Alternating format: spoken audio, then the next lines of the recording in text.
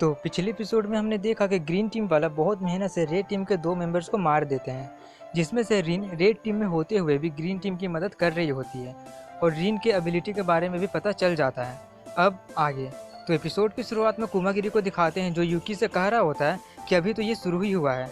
ये बोलकर वो उस पर अटैक कर देता है, बट यूकी उससे बच जाता है और उसी के हाथ को एक रस्सी से बांध देता है जिसमें एक चाकू लगा होता है। इसके बाद वो उस रस्सी को श्रिंक कर देता है जिससे कुमागिरी के हाथ में चाकू लग जाती है। इसके बाद अकीरा को दिखाते हैं जो लोग रिंडो को हरा चुके होते हैं और उसके सोर्ड को देखकर वो लोग समझ जाते हैं कि ये तो एक बैम्बू यानी बांस का सोर्ड है जिसे वो एक लकड़ी वाले सीट में रखता था, जिससे उसका जो लकड़ी का सीट था उसे भी वो अपने एबिलिटी से सोर्ड में बदल देता था और उसी से वो उन पर दूर से भी हमला करता था। इसके बाद फिर से कुमागिरी को दिखाते हैं जहाँ पर यूकी बहुत सारा जाल बिछाया हुआ होता है जिसमें से एक में कुमागिरी का पैर फंस जाता है और जिस फाइबर थ्रेड में उसका पैर फंसता है यूकी उसे भी श्रिंक कर देता है जिससे कुमागिरी का पैर कट जाता है, जिससे कुमागिरी को बहुत दर्द होने लगता है और वो दर्द में कहता है कि तुमने अपनी इस एबिलिटी में मास्टर करने के लिए कितने लोगों को मारा होगा। इसके जवाब में यूकी कहता है कि लगता है तुम्हारे पास कोई एबिलिटी नहीं है या है भी तो उतना पावरफुल नहीं है। कुमागिरी कहता है कि तुम उनके दिए हुए एबिलिटी को इतना फ्रीली कैसे यूज कर सकते हो। यूकी बताता है कि वो पहले बार टेंडर हुआ करता था, अनएजुकेटेड और उसका कोई भी इज्जत नहीं था, लेकिन यहाँ पर मैं विनर हूँ, जो चाहे वो कर सकता हूँ, तो कैसे मैं इसे ना एंजॉय करूँ। कुमागिरी कहता है कि तुम बहुत ही डिस्गस्टिंग हो। यूकी कहता है ये मेरे लिए हेवन है और इसे मैं खत्म नहीं होने दूंगा। ये बोलकर वो कुमागिरी के पीछे चला जाता है और उसके गले में एक थ्रेड डाल देता है और कहता है कि अब तुम्हारा गला मेरे हाथ में है, अगर तुम चाहो तो अपने लाइफ की भीख मांग सकते हो। लेकिन कुमागिरी सिर्फ एक ही बात कहता है कि तुम्हें इसकी कीमत चुकानी पड़ेगी। यूकी कहता है कि तुम अभी मरने वाले हो, लेकिन तुम अभी भी मुझसे बदला लेने के बारे में सोच रहे हो। तभी वहाँ पर हिरेका आकर कुमागिरी को बचा लेती है। कुमागिरी कहता है कि तुम यहाँ पर क्या कर रही हो। तभी यूकी उठ जाता है और हिरेका उस पर अटैक की होती है, इसलिए उसे बहुत ही ज़्यादा गुस्सा आ जाता है, इसलिए वो हिरेका पर एक चाकू से अटैक कर देता है। लेकिन कुमागिरी उसके सामने आ जाता है जिससे वो चाकू कुमागिरी को लग जाती है। अब उसके बचपन के सीन को दिखाते हैं। जब कुमागिरी छोटा था तब उसे एक दिल की बीमारी होती है, इसलिए उसका भाई रिंग में फाइट करके जो भी पैसा कमाता था उससे अपने भाई का इलाज करवा रहा होता है।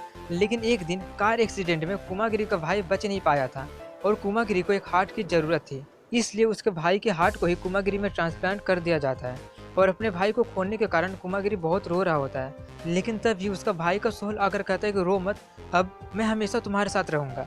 इसी के साथ सीन प्रेजेंट टाइम में आता है जहाँ पर कुमागिरी अपने भाई के बारे में सोच रहा होता है कि तभी उसका भाई का सोल आकर कहता है कि तुमने अपने एबिलिटी का यूज अभी तक इसलिए नहीं किया है क्योंकि तुम मुझे डिसअपॉइंट नहीं करना चाहते थे, लेकिन अब इतना काफ़ी है, अब तुम्हें उसे यूज कर लेना चाहिए क्योंकि अभी तुम्हें किसी को बचाना है। इसलिए कुमागिरी अपना एबिलिटी का यूज करता है जिसे देखकर यूकी बहुत ज़्यादा कांपने लगता है और वो उस पर अपने एबिलिटी से थ्रेड को श्रिंक भी कर देता है, लेकिन उसका कोई भी असर नहीं होता है। कुमागिरी अपने एबिलिटी को सिर्फ 2 सेकंड तक ही यूज कर सकता है क्योंकि उसका एबिलिटी होता है कि वो 2 सेकंड के लिए इनविंसिबल बन सकता है, इसलिए 2 सेकंड में ही कुमागिरी यूकी का खेल खत्म कर देता है और उसके बाद कहता है कि मैंने अपना एबिलिटी यूज कर लिया, लेकिन फिर भी मुझे तुम अभी तक समझ में नहीं आए। तभी हिरेका आकर कुमागिरी से माफ़ी मांगते हुए कहती है ये मेरी ही गलती है, मेरी ही वजह से आप इतने बुरी तरीके से घायल हो गए। कुमागिरी कहता है कि रो मत, इसमें तुम्हारी कोई भी गलती नहीं थी और अपने मन में कहता है कि अब मैं अपने एबिलिटी को यूज करने से मैं हिचकिचाऊंगा नहीं और उसे रिग्रेट करने पर मजबूर कर दूंगा कि उन लोगों ने मुझे ये 2 सेकंड देखकर बहुत ही बड़ी गलती कर दी। अगले सीन में कात्सुया को दिखाते हैं जो कि उस बुड्ढे से लड़ते हुए बहुत ही ज़्यादा घायल हो चुका होता है। कामुई उससे कहता है कि तुम्हें कोई दर्द या डर महसूस नहीं होता है क्या, कोई बंदा इतना ज़्यादा जिद्दी कैसे हो सकता है। कात्सुया उससे कहता है कि तुम पागल हो बुड्ढे, जब मैं यहाँ आया था इससे पहले मैं गार्बेज हुआ करता था, हमेशा अपने सर्वाइवल के लिए चिंता करता रहता था और अपने आसपास के लोगों को हमेशा मुसीबत में डालते रहता था, लेकिन जब से मैं यहाँ लाया गया हूँ इन लोगों ने मुझे जीने का एक नया रीजन दिया। और वो खुद से आसुका को सॉरी बोल रहा होता है कि मुझे नहीं लगता कि अब मैं तुम्हें बचाने आ भी पाऊंगा, लेकिन फिर भी मुझसे जितना देर हो सके मैं इस बुढ़े को यहाँ पर रोक कर रखूंगा। और वो जोर से चिल्लाकर कहता है कि कुमागिरी, अकीरा और यूरी आगे का काम मैं तुम लोगों पर छोड़ रहा हूँ। ये बोलकर वो उस बुढ़े पर अटैक करने ही वाला होता है कि तभी वहाँ पर अकीरा आकर कहता है ये तुम क्या बकवास कर रहे हो। अकीरा को वहाँ देखकर कात्सुया थोड़ा सा हैरान हो जाता है और वो उससे पूछता है कि तुम यहाँ पर क्या कर रहे हो। अकीरा कहता है कि मुझे पता था कि तुम मुझे यहीं पर मिलोगे क्योंकि यही सबसे छोटा रास्ता है आसुका तक पहुँचने के लिए। कात्सुया उस पर चिल्लाते हुए कह रहा होता है कि तुम यहाँ पर क्या कर रहे हो, तुम्हें तो आसुका की मदद करने जाना चाहिए था ना, तुम उसे बचा सकते थे और ओगामी को मार सकते थे। अकीरा कहता है कि उसी के लिए तुम खुद को सेक्रीफाई करने वाले थे। फिक्र मत करो, यूरी आसुका की मदद करने गई है, लेकिन वो भी ओगामी से फाइट करने में बिजी होगी, इसलिए मैं चाहता हूँ कि तुम आसुका की मदद करो क्योंकि तुम्हें ही उसे बचाना होगा। इसके बाद मैं अगले प्रोग्राम की तरफ बढ़ूंगा, लेकिन ग्रीन टीम को तुम्हारी ज़रूरत है, इसलिए इस बुढ़े को मैं संभालता हूँ, तुम जाकर उसकी मदद करो। कासुया इसके लिए मान जाता है और वहाँ से उसकी मदद करने चला जाता है। तभी वो बुढ़ा कहता है कि तुम्हारा ये छोटा सा नाटक खत्म हुआ या नहीं। अकीरा कहता है तुम इसे नाटक कह सकते थे, क्योंकि सिर्फ यही एक रास्ता था कासुया को यहाँ से भगाने के लिए, और शुरू से ही तुम मेरा टारगेट थे। ये बोलकर अकीरा उस पर एक पत्थर फेंक कर मारता है, लेकिन वो बुढ़ा बड़े ही आराम से उसे भस्म कर देता है। तभी कामुई कहता है कि मैंने सुना है कि तुम्हारा एबिलिटी कैनन है। कुरो ने तुम्हारा सीक्रेट पता कर लिया कि शायद तुम्हारे पास मल्टीपल एबिलिटी है, लेकिन तुमने अभी मुझ पर पत्थर से हमला करके ये साबित कर दिया है कि तुम कैनन का यूज अभी नहीं कर सकते हो। अब तो तुम मेरे लिए बस एक खिलौने हो। ये बोलकर वो अकीरा की तरफ बढ़ने लगता है और अकीरा उससे दूर भागने लगता है, लेकिन वो देखता है कि वो भाग नहीं रहा है, बल्कि पेड़ के पीछे से रिंडो का तलवार निकालता है। और उसे देखकर कामुई समझ जाता है कि इसने रिंडो को मार दिया है, और थोड़ा सा डर भी जाता है कि इसके पास उसका तलवार क्या कर रहा है, कहीं इसने उसका एबिलिटी कॉपी तो नहीं कर लिया ना। और वो वहीं पर रिंडो के एबिलिटी के बारे में सोचने लगता है, जिससे अकीरा अब रिंडो का एबिलिटी यूज कर पाता है और उससे उस बुढ़े पर हमला कर देता है, जो कि उसे लग जाती है और वो वहीं पर मरने लगता है, क्योंकि सिर्फ रिंडो के ब्लेड की एबिलिटी को ही कामुई नहीं रोक सकता था। अब यहाँ पर कुछ देर पहले का सीन दिखाया जाता है, जहाँ पर अकीरा रिंडो को तलवार को लेकर जाने की बात कह रहा होता है। किरीसाकी कहता है कि ये तो बस एक बैम्बू का तलवार है, जब तक तुम्हारे पास हमारा वाला एबिलिटी नहीं होगा तुम इसे यूज नहीं कर पाओगे। अकीरा कहता है वो तो ठीक है, लेकिन तुमने इसे एक असली तलवार सोचा था और उसका एबिलिटी इनविजिबल स्लैश है। अब प्रेजेंट टाइम का सीन दिखाया जाता है, जहाँ पर अकीरा अपने मन में कह रहा होता है कि अगर अदर पर्सन सोचता है कि मेरा एबिलिटी इनविजिबल स्लैश है तो मेरा एबिलिटी वही हो जाएगा। इसके बाद अकीरा उसका फ़ोन लेकर अपने वाले से कनेक्ट कर लेता है, जिससे कामुई डेथ घोषित कर दिया जाता है। तभी कामुई उससे पूछते हैं कि आखिर तुम्हारा असली एबिलिटी है क्या। अकीरा कहता है कि तुमने तो कहा था कि तुमने ये फिगर आउट कर लिया कि कैनन मेरा असली एबिलिटी नहीं है, इसलिए मैं तुम्हें बता देता हूँ। ये बोलकर वो उसे बताता है कि मैंने फर्स्ट प्रोग्राम से लेकर थर्ड प्रोग्राम तक सबको ये अफवाह फैला दिया था कि कैनन मेरा असली एबिलिटी है, लेकिन उसके बाद मैंने एक छोटा सा हिंट सबको दे दिया कि कैनन मैं यूज कर सकता हूँ, बट कैनन मेरा असली एबिलिटी नहीं है, और यहाँ पर कौन किसके कंट्रोल में है ये तुम्हें जल्दी ही पता चल जाएगा। ये बताकर अकीरा वहाँ से चला जाता है। इसके बाद शिरासागी को दिखाते हैं, जहाँ पर उन लोगों को समझ में नहीं आ रहा होता है आखिर उनका दूसरा स्पाई हो कौन सकता है जिसने पहले वाले को मार दिया। और रिंगो सोच रही होती है कि वो यहाँ पर हमारे लीडर को मारने ही आया होगा। उसने एक ब्लेड से इसे मारा है, लेकिन ब्लेड सिर्फ उस लेडी के पास ही था। लेकिन रिंगो ये मानने से इनकार कर रही होती है कि वो ऐसा कर ही नहीं सकती है। वो यहाँ पर तब से है जब से रेड टीम के साथ झमेला भी नहीं हुआ था, और तभी वो नोटिस करते हैं कि इसीलिए वो कभी भी उसका एबिलिटी के बारे में चेक ही नहीं की। तभी शिरासागी को दिखाते हैं, जहाँ पर उनका दूसरा स्पाई मोमोको आकर, जिसका एबिलिटी कैनन होता है, वो शिरासागी पर अटैक कर देती है, लेकिन शिरासागी खुद को प्रोटेक्ट कर लेता है। इसलिए वो उससे पूछती है कि तुम्हें पता था। शिरासागी कहता है कि हाँ मुझे तुम्हारे बारे में पहले से ही पता था, लेकिन मैं इस पर विश्वास नहीं करना चाहता था। तभी वहाँ पर बाकी के लोग पहुँच जाते हैं। शिरासागी उन सभी लोगों को दूर रहने बोलता है, क्योंकि वो बहुत ही खतरनाक होती है। और वो आगे कहती है कि तुम्हारा सरप्राइज अटैक फेल हो गया, तुम्हें तो पता ही है कि अब तुम मुझे नहीं हरा सकते हो। क्यों, तुमने ये क्यों किया। मोमोको बताती है कि शुरुआत में मैं तुम्हारे साइड में ही थी, लेकिन फिर मुझे पता चला कि रेड टीम के लीडर ओगामी और कुरो मेरे बच्चे हैं। ये सुनकर शिरासागी थोड़ा सा हैरानी से पूछता है, तुम्हारे बच्चे हैं। मोमोको कहते हैं कि तुम एक फादर होने के कारण समझ सकते हो। तभी वो आसुका के बेबी पर अपना कैनन तानते हुए कहा कि अपना इंटरफेस यानी अपना फोन अपने से दूर फेंक कर अपना एबिलिटी को सील कर दो, नहीं तो मैं तारो को मार दूंगी। वो लोग पूछते हैं कि क्या तुम पागल हो गई हो। मोमोको कहती है कि अगर रेड टीम जीतता है मैं इस बच्चे को लेकर इसे पाल पोस कर बड़ा करूंगी। मैं 3 तक गिनूंगी, तुम्हें यह बच्चा चाहिए या ग्रीन टीम चाहिए, तुम्हें चुनना होगा शिरासागी। ये बोलकर वो 3 तक गिनती है और उस बच्चे पर अटैक करने ही वाली होती है कि शिरासागी हार मान लेता है और अपनी इंटरफेस को अपने से दूर फेंक देता है, जिससे वो डेड कंसीडर कर दिया जाता है। ओल्ड लेडी कहती है कि मुझे पता था कि तुम करोगे। ये बोलकर वो उससे गुड बाय बोलती है और कुरो को कॉल करके बताती है कि उसने शिरासागी को मार दिया। और यहाँ पर दिखाया जाता है कि शिरासागी का चश्मा टूटा हुआ है और कुछ खून के बूंदे गिरे हुए हैं। मोमोको कहती है कि अब सब खत्म हो गया। तभी रिंगो कहते हैं कि अभी नहीं, ग्रीन टीम के लिए और हमारे लीडर के लिए मैं तुम्हें उस बच्चे को नहीं लेने दूंगी। तभी कुरो को दिखाते हैं, जिसे मियो कॉल करके बता रही होती है कि तुम लोग अभी तक जीते नहीं हो। कुरो कहता है लेकिन मुझे पता चला कि शिरासागी मारा गया।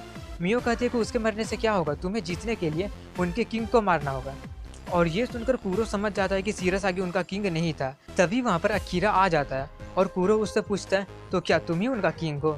इसके बाद रिंगो को दिखाते हैं, जिस पर मोमोको हमला कर रही होती है और कहती है कि वैसे भी मुझे तुमसे बहुत सारे सवाल पूछने हैं और इसके साथ साथ वो उस पर अटैक भी कर रही होती है, जिससे रिंगो बच रही होती है और छुप रही होती है। मोमोको उससे कहती है कि अगर तुम ऐसे ही छुपते रहोगी तो तारो को मुझसे कभी नहीं बचा पाओगे।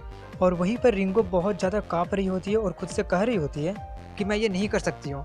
तभी उसे अकीरा की बात याद आती है और सीन फ्लैशबैक में चली जाती है, जहाँ पर अकीरा उससे कह रहा होता है कि ये मत सोचो कि तुम ये नहीं कर सकती हो। रिंगो कहती है कि अगर मैं लीडर के साथ रहती भी हूँ तो मेरा एबिलिटी किसी काम का नहीं है। अकीरा उससे पूछता है, क्या तुमने कभी भी अपने दुश्मन का एबिलिटी को कॉपी करने के बारे में सोची हो?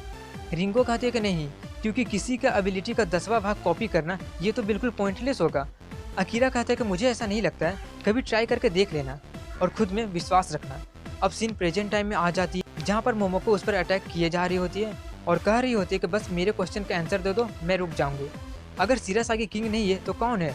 रिंगो अपने मन में कह रही होती है, अगर ये मुझसे नहीं सुनेगी तो वो जाकर सब पर अटैक करने लगेगी। और रिंगो उसे रोकना भी चाहती थी, लेकिन वो सोच रही होती है कि क्या मैं ऐसा कर सकती हूँ। लेकिन फिर भी बहुत हिम्मत जुटाकर वो उसके सामने आ जाती है और उससे कहती है कि मैं तुम्हें ये नहीं बता सकती हूँ, चलो अब तारो को मुझे दे दो। मोमोको कहती है कि क्या तुम्हें सच में लगता है कि मैं तुम्हें इसे दे दूंगी? ये बोलकर वो उस पर अटैक करने ही वाली होती है और रिंगो खुद से कह रही होती उसका अटैक आ रहा है, लेकिन मुझे इससे ट्राई करना ही होगा। ये बोलकर वो उसका एबिलिटी का 10वां भाग कॉपी कर लेती है और उस पर अटैक कर देती है और उसका कैनन का अटैक पावर कम होता है, लेकिन उसके साथ साथ वो मोमोको के कैनन से 10 गुना ज्यादा स्पीड में अटैक कर सकती थी। अब उन दोनों के बीच में फाइट स्टार्ट हो जाती है। तभी रिंगो कहकर मुझे नहीं लगता है कि तुम चाहती हो कि तारो को चोट लगे, इसलिए उसे कहीं सेफ प्लेस पर रख दो। इसलिए वो उसे रख भी देती है। इसके बाद वो दोनों फाइट करने लगते हैं। मोमोको का एक ही अटैक और रिंगो का एक बार में 10 अटैक से दोनों का पावर सेम हो गया होता है। रिंगो उस पर बहुत अटैक करती है कि उसे लग जाए, बट उसे नहीं लगती है। तभी मोमोको वहाँ से गायब सी हो जाती है, इसलिए रिंगो उसे ढूंढने लगती है कि वो कहाँ गई। मोमोको उसके पीछे होती है और जैसे ही रिंगो पीछे मुड़ती है वो कैनन से उसके सर में मारती है, जिससे वो गिर जाती है और मोमोको उसके पास आ रही होती है। तभी रिंगो उस पर अपना कैनन तान देती है, लेकिन वो उस पर अटैक करने के बजाय बहुत ही ज्यादा कांपने लगती है। इसलिए मोमोको कहती है कि मुझे नहीं लगता कि तुम ये कर भी पाओगे। ये बोलकर वो फिर से उसके चेहरे पर अपने कैनन से मारती है और उसके बाद वो उस पर बैठकर उसके फेस पर बहुत मारती है और उठकर कहती है कि चलो अब बता भी दो कि ग्रीन टीम का लीडर कौन है। मोमोको कहती है कि मुझे पता है कि ये जगह तुम्हारे लिए नर्क जैसा लग रहा होगा। इस नर्क में मैं बहुत सारे लोगों के साथ लाई गई थी और उनमें से मैं कुछ लड़कों को नहीं बचा पाई थी, लेकिन इस टाइम उन्हें प्रोटेक्ट करने के लिए मैं कुछ भी करूंगी। मैं तारो को बचाऊंगी और शुरू से सब कुछ शुरू करूंगी। रिंगो कहती है कि सिर्फ यही एक कारण है क्यों तुमने तारो को आसुका से चुराई, क्यों तुमने उस स्पाई और हमारे लीडर को मारा। ये बहुत ही भद्दा है, मैं इसे कभी भी अलाउ नहीं करूंगी। मोमोको कहती है मुझे आखिर तुम्हारा परमिशन चाहिए क्यों? ये बोलकर वो अपने हाथ को फिर से कैनन में बदलकर उस पर हमला करने ही वाली होती है कि तभी रिंगो अपने कैनन से पहाड़ पर अटैक कर देती है, जिससे बहुत सारा पत्थर नीचे गिर जाते हैं। और वो उससे कहती है कि मैंने अभी जहाँ पर अटैक किया था वहाँ पर तारो था और मुझे पता है कि तुम उसे बचाने के लिए कुछ भी करोगी। ये देखकर मोमोको चिल्लाते हुए कहती है कि नहीं, तुम ऐसा नहीं कर सकती हो। रिंगो कहती है मुझे माफ कर देना, बट मेरे पास और कोई रास्ता नहीं था। ये सुनकर वो जल्दी से वहाँ जाती है और उसे ढूंढते हुए कह रही होती है कि इस टाइम मैं तुम्हें जरूर बचाऊंगी, लेकिन वहाँ पर तारो होता ही नहीं है, बल्कि तारो रिंगो के पास होती है। और वो उससे कहते हैं कि मैंने स्टार्टिंग में ही ये रियलाइज कर लिया था कि जब बच्चा तुम्हारे हाथ से मिसिंग हो जाएगा सिर्फ तभी तुम अपना गार्ड डाउन करोगी। और वो उससे आगे कहती है कि अपने इंटरफेस फेंक कर अपना एबिलिटी को सील कर दो, नहीं तो इस बार मैं सच में तुम्हें शूट कर दूंगी। इसलिए मोमोको अपना इंटरफेस फेंक देती है, लेकिन फिर भी वो कह रही होती है कि तारो मेरा है। ये बोलकर वो उस पर पत्थर से उस पर हमला करने लगती है। तभी रिंगो कहते हैं कि मुझे पता था कि तुम इस बच्चे को प्रोटेक्ट नहीं करना चाहती हो, तुम बस इसे लेना चाहती हो। तभी मोमोको उस पर हमला करने लगती है, लेकिन खुद रिंगो ही पहाड़ पर हमला कर देती है, जिससे बहुत सारे पत्थर मोमोको पर गिर जाता है और वो वहीं पर मरने लगती है। इसके बाद अकीरा और कुरो को दिखाते हैं, जहाँ पर कुरो उससे कहता है तो तुम ही हो किंग। अकीरा कहता है कि तुम्हें तुम्हारा अपना किंग के बारे में चिंता करना चाहिए। कुरो पूछता है तुम्हारा मतलब क्या है? अकीरा कहता है कि जैसा कि तुम हमारे लीडर पर फोकस किए हुए थे, मैं इसी सिचुएशन के लिए तैयार हो रहा था। तभी ओगामी और यूरी को दिखाते हैं, जहाँ ओगामी पर कोई चाकू से हमला कर देता है और वो और कोई नहीं बल्कि किरीसाकी होता है। और तभी वहाँ पर कुमागिरी भी आ जाता है, जो यूरी से कहता है कि तुमने एक इम्प्रेसिव काम किया है और आगे उससे कहता है कि अकीरा ने तुम्हारे लिए एक मैसेज भेजा है और वो चाहता है कि तुम इसमें सरवाइव कर जाओ ताकि वो तुमसे माफ़ी मांग सके। और कुमागिरी आगे कहता है कि अकीरा के प्लान के हिसाब से उसने कुरो को पकड़ लिया होगा, अब कोई भी इंटरफेयर नहीं करेगा, इसलिए अगर वो लोग ओगामी को ख़त्म कर देते हैं तो ये बैटल यहीं पर ख़त्म हो जाएगा। इसके बाद अकीरा को दिखाते हैं, जहाँ पर वो कुरो को बताता है कि उनका एक साथी अभी भी टावर पर था, इसलिए हमने अपना कुछ पॉइंट यूज करके तुम्हारे लोकेशन के बारे में पता कर लिया था। तभी कुरो उससे कहता है कि मैंने कभी सोचा नहीं था कि इतना ज़्यादा रिस्क होने के बावजूद भी तुम शिरासागी को छोड़कर खुद को किंग बनाओगे। तुम्हारे पास ज़रूर बहुत ज़्यादा कॉन्फिडेंट होगा कि तुम सर्वाइव कर जाओगे, लेकिन तुम मुझसे नहीं बच सकते हो क्योंकि मैं तुम्हें ख़त्म करने वाला हूँ। इसलिए इससे मुझे कोई फ़र्क नहीं पड़ता कि तुम्हारा एबिलिटी क्या है। इसके बाद ओगामी को दिखाते हैं, जो बोल रहा होता है, क्या तुमने कुरो को पकड़ लिया? इसका मतलब तुम सभी लोगों ने हम दोनों को ही अंडरएस्टिमेट किया है। अब उन दोनों के बीच में फ़ाइट स्टार्ट होने वाली होती है और यहीं पर ये एपिसोड ख़त्म हो जाता है।